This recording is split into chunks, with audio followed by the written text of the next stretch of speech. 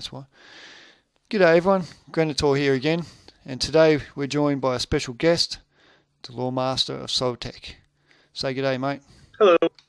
And we're just going to walk. Sotek's, I hope I'm saying that right. Sotek, is it? Yep. Yep, cool. We're just going to do some points from the tabletop view because Sotek's, like I said, a Loremaster, and he's very knowledgeable with the tabletop area. And I myself have done Total War online battles and the campaign battles for a long time. So together we make a good match. So first of all, I'm just going to start. So. Yeah, I'd say so. I'm just going to first talk about the Total War points of view. My thoughts on the DLC practice, and I'll get your thoughts as well. I'll start off with the way I feel about that, and the full game was the full game, and DLC used to mean you'd get the full game expansion, not a faction in the game taken out of it. And should the price of the game go down if they rip out them factions? And also, I used to pre-order a lot of the collector's editions because I liked the figurines and all that. And I got the Napoleon one, I got the medieval one. The only ones I haven't got is Shogun and Rome 2 and Attila. I just didn't seem interested. But they used to come out with the unique units, not factions, as the pre-order bonus. So that's my thoughts on that. And I don't really like the DLC practice at all. I think they're starting to have a lend of us now because we used to get the full game for that price. And what's your thoughts on that, mate? Since I uploaded a video on the topic, I've talked to a lot of my mates, and I would say that I have a fairly, I guess I would call it, new age approach to it, in that I tend to be the kind of buyer that I don't even tend to even look at getting a game unless I'm really invested in it, which Total War Warhammer is like my thing. Like, that's what I've been waiting for. That's right. That being said, I do agree with a lot of the controversy that this was a really shady move. I can't say for certain if whether or not the faction was 100% ready to go and it was going to be 100% ready to go and they decided to cut it out, or if it was more like the situation we had with Blood Bowl 2, which came out about a month ago, which they had an idea of what they were going to do, but it kept getting pushed back and pushed back. And when they finally announced a release date, they decided to go ahead and offer us the Lizardmen and the Wood Elves, but their situation kind of blew over because there was problems at launch, and they decided to go ahead and release Lizardmen and Wood Elves for free anyway, instead of leaving them as a pre-order bonus. Yep. But that being said, I have a weird position because I was going to pre-order anyway, and on this particular subject, it's hard for me to break down my excitement in order to be pathetic enough, so to speak. Right. Yeah, I understand fully. That being said, after talking to a lot of my viewer base, I do feel very, very strongly that if Chaos, and this was a misunderstanding on my part, games I have played where there's been a pre-order bonus that wasn't purely cosmetic, it was eventually released like a month later for free to everyone. Okay. But from what I've been told, that could very well not be the case. No, you'll have to buy it. If you don't order, pre-order and get the Chaos, you will have to buy it for like $4 Australian, something like that, or whatever American dollars. I like that. I mean, I think that's not very genuine, so to speak. No. Well, the problem is when you're talking about young kids buying it now, 16, 15, they haven't got the money to buy it. And there was a good point I seen. One young fella done a comment, and he said, "I'm getting it for my birthday, and my birthday's in March. So what? I miss out on Chaos Warriors because my parents are buying it for my birthday, and my birthday's in March, and it comes out in April. So he's getting penalised because he hasn't got the money to pre-order it, obviously. Right. Because he's getting it for his birthday, and it's in March. So he has to miss out on Chaos Warriors, and then he has to ask his parents to buy him that again, you know what I mean? Which they'll already say, oh, we just bought you the game. So he gets penalised because Right. his birthday's later. So they're really not thinking of the younger customers as well, and that's pretty sad. I agree with that. I think it would have been much smarter for them. I really wish it had been like, hey, if you pre-order, you get Warzag for free. An extra legendary lord, or maybe like Exactly. Colex Thunder. Yep. But so hopefully, I doubt it, but hopefully they might budge a little bit on the subject. Because I agree 100% that if this is seriously the Chaos Warrior release, and that's it, like granted, there's a lot of things I'm curious about because there seems to be a lot of the faction missing. Yep. Seem to be saved for a later release date. But if this is literally it, and this is the only way you can get Warriors of Chaos is to either pre-order or pay money, I'm not okay with that. Yeah, that's it, yeah. Well, anyway, we'll go on to the next point. We've gone on about that one, so we've done our thoughts, and I thought they're very valid. I've also heard a lot of people worried about the state of the game when it launches, like Rome 2 was. Rome 2 was unplayable. It was bugged. And people are saying, oh, well, now they've got the refund system with Steam, you can just refund it. That is not plausible in my idea, because the thing is, they fixed Rome 2 and made it playable. Right. So if you get Warhammer and it's bugged at the start and it's unplayable and you get the refund, when they fix it, what are you going to do? You're going to buy it again? So this refund thing just doesn't work. It's just anyone who says the refund thing, it just doesn't work. Okay, you're not thinking hard enough, because you want the game, and when your mates are saying, oh, you refunded it, now it's fixed, oh, you're going to go and buy it again. So yeah, I think that's a point that's just should be wiped off the map now, the refund thing, because you're going to buy it again if they fix it, and they will fix it. They won't leave the game bugged in a bug state, because now everyone from tabletop's coming across. There is going to be millions and millions of people on their back. So yeah, they're going to fix it quite quick. Yeah, if it is bugged, but I doubt it will be. I'm really hoping that we're going to get. Well, I don't know if launch itself will be smooth, because I don't know if I've ever seen a smooth launch the last 5 years. That's right. Yeah, it's unheard of. Within the week, within the first day, for that day one patch that everyone should probably expect. But within the day one patch, and this could just be me being very naive, but I have a really good feeling about this game, just due to how public they've been with, okay, when we show you the Battle of Thunder Falls, this is the kind of, this is a system we're using. This is how accurate this is to the actual game. Okay. This is how much this is working. Yep. Obviously, this game's going to be huge, which means inevitably there's going to be something wrong day one. I don't know if that's avoidable. I'm expecting bugs, and my words of caution to people I've talked to, which has been a lot of people about this, is if you're really worried about bugs, but you decide to go ahead and get the game for some reason, until you know for certain, like you pre-order it because you want chaos. There's a fair possibility. Yeah. So if someone pre-orders and they get chaos, they want to wait or not, they think about refunding, I would really suggest find a streamer, someone you trust, a valid opinion, watch them play, and if the game looks good, great, play. That's right. So the important thing with those refunds is you only get, a 2-hour max. Yep. Until it's no longer refundable. No. And the bug might not be apparent within that 2-hour period. But you're not going to refund, because the CA are good at fixing it now. You know what I mean? And like I said, they're going to be onto it. They're just going to be patching like nothing else. And it's a whole different team too. It's not the historical team doing this. It's a whole different team. And they do have a Loremaster right there next to them. They have a bloke who's a Loremaster there with them. So you can expect that he'll be into them. Yeah, I genuinely hope and believe. I really believe it's going to be a great launch. I think that's not the most popular opinion, but I think it will, because they've learnt their lesson with Rome. That's why you're seeing not in-game footage. You know what I mean? It's just the engine playing the game, because in Rome they lied to us when they showed us the Battle of Carthage.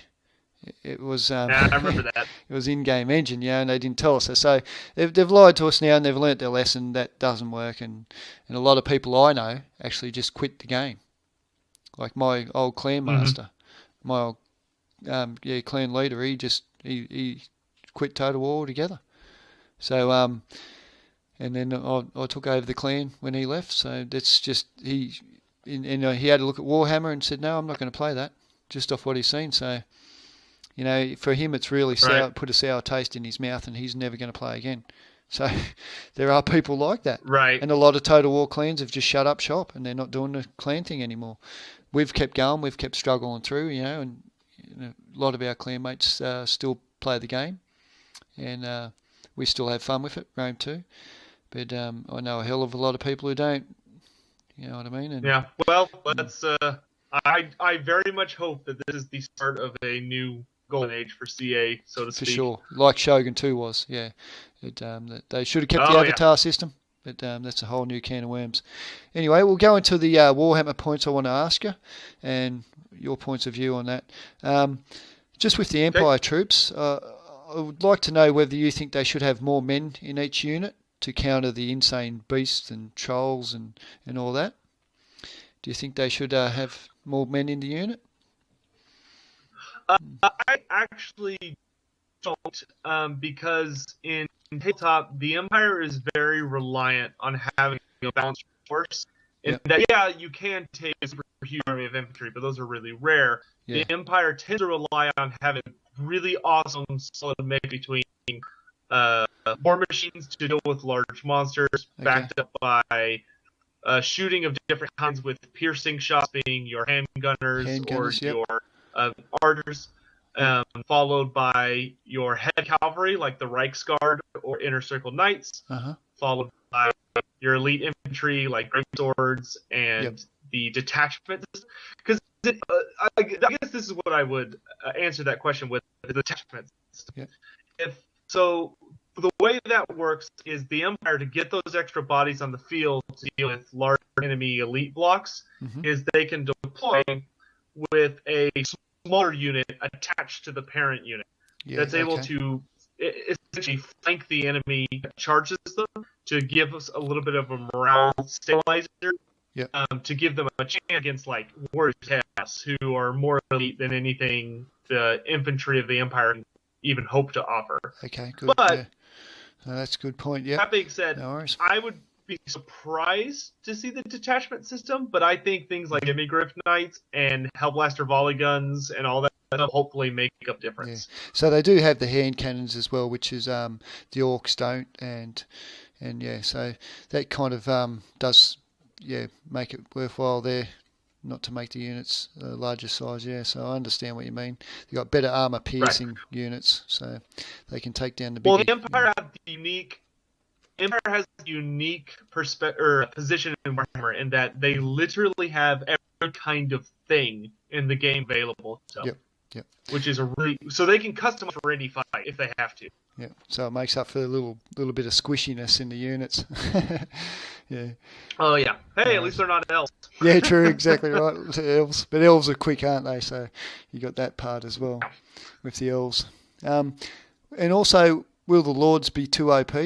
And will they have to really have things to counter them and concentrate on that? That's another thing I was wondering about. I think the lords will be strong. But I think if they are abandoned by themselves just to fight against even most units, okay, you have a fighter lord. So if you're an orc and you've got a black orc war boss, I would expect him to be able to handle most forms of infantry. But if you went up against like Imperial Greatswords, then I would expect him to be a butcher. Yeah. From what I've seen, it seems like flyers and magic are going to be the most useful ways to deal with characters, is trying to isolate and try and shoot all of the flyers out of the sky, then begin focusing on their backlines where most of their characters will likely be hiding.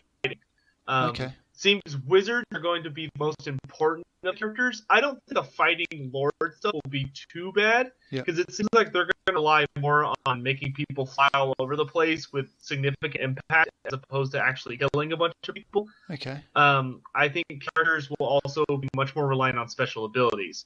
So for the Empire, it's like Witch Hunter. It is like he's in tabletop. The Witch Hunter will be your assassin character. So during the battle, he'll probably have special abilities that allow him to focus down on characters and do bonus damage. So if you're an Empire player and you're being harassed by an Empire account player, can send your witch hunter after him, pretty reliably shoot and murder that guy. Ah, there you go. Yeah, see, so he'll be able to have skills to be able to kill lords, so to speak. Yeah, and, right. Big units. I think every army's lords will have a unique function. Like vampire counts will probably have really powerful lords, but if their lords die, the army begins to just absolutely fall apart. Yep. Okay. Whereas the empire, Yep. Their lords, yeah. Yep. So So the vampire counts are just going to be OP, but if you do concentrate and get them down, that's the whole army gone. Yeah. So they're going to be their weakness. Yeah. That's a good point there. Yep. Excellent. And just another point. Should CA put all the unique unit troops in the game, like the ones I was talking about with the Death's Heads and the Stir River Patrol and all that? Like, should they be put into the game as mercenaries to hire, or should you get them through quests? I think either of those would be a really awesome, acceptable option. It seems, from what I've seen, that they're very lore-heavy with Easter eggs.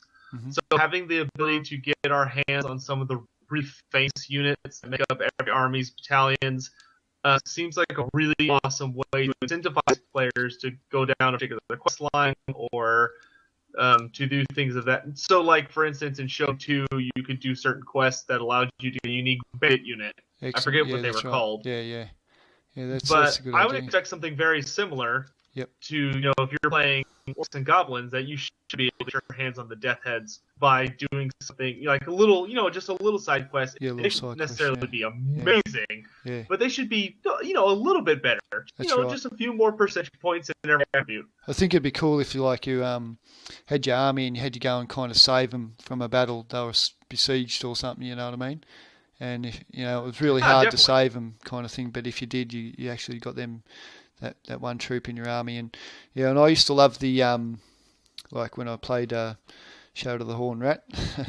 I used to love getting the gens that had the unique, rich background story behind them. You know what I mean?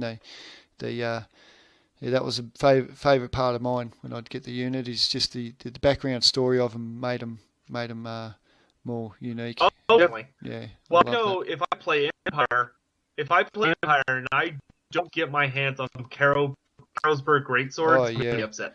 Yeah, for sure. Yeah, they are unreal. I mean, sure, greatswords are cool, but you gotta have the Carlsberg greatswords to really be the real deal. Yeah, and their story, how they had the Whistleland battle and completely wiped them out, is awesome there. I like that little story. You'd know more about that, wouldn't you? It's not like... Well, oftentimes. Plus, I would say that fantasy also has a good thing of not being oversaturated with named units. There's not really that many famous regiments. No. Usually for every unit, there's like one or two. So I think fitting the game would not be a struggle, and it's something we could moderately safely expect. I expect to see it, but I would be like super upset if I didn't. But I hope to see it. Yeah, I hope to see it too. That's my fun. Like in the game, would be getting them units and putting them in my army and looking after them and making sure they got really good skill points. Just that kind of part will be awesome for me. I'd love that. So that's about all the points I've got at the moment. I think everything else has been covered pretty well. And thank you very much for helping me out with that, mate. Just a few points from the tabletop point of view. So, So everyone, make sure you leave in the comments. Thank you very much for Sotek for coming along and helping us out there. And hopefully everyone is a bit more clear on some finer points of the game. And the one I want to make sure is if you don't like the game at the start and it is a bit buggy, hold in there and do not refund it, because they will fix it. That is one thing I'm going to stress. Amen to that. Yeah, they will fix it. That's one thing they will do. So they won't leave you hanging, won't leave you playing a bug game for too long. My opinion is the next day they'll fix it if there's anything wrong with the game, because they will hear about it real quick. Okay, thank you very much for joining us, mate. I appreciate it. And and be sure to check out Sotek's channel. I do have it in my related channels there on the side. So it's channels to check out / my mates. So click on that and subscribe to him, and you'll get all your lore history in depth. It's very good videos. No worries. Thanks for coming, mate. Excellent, buddy. No problem. We'll talk to you soon, peoples. Stay cool.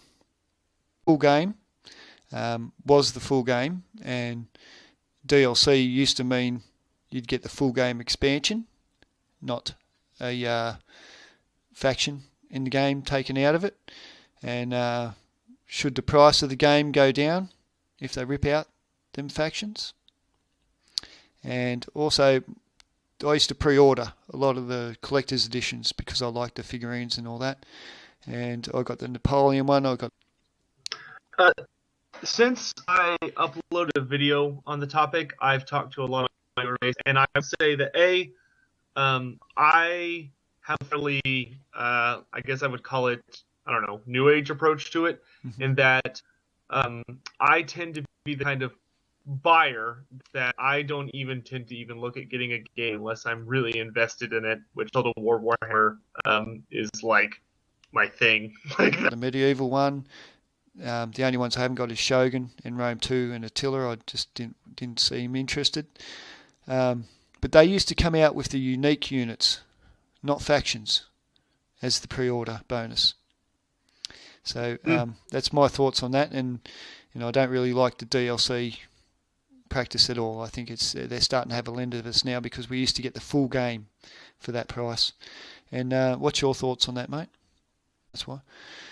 G'day everyone, Granitor here again, and today we're joined by a special guest, the Loremaster of Sotek.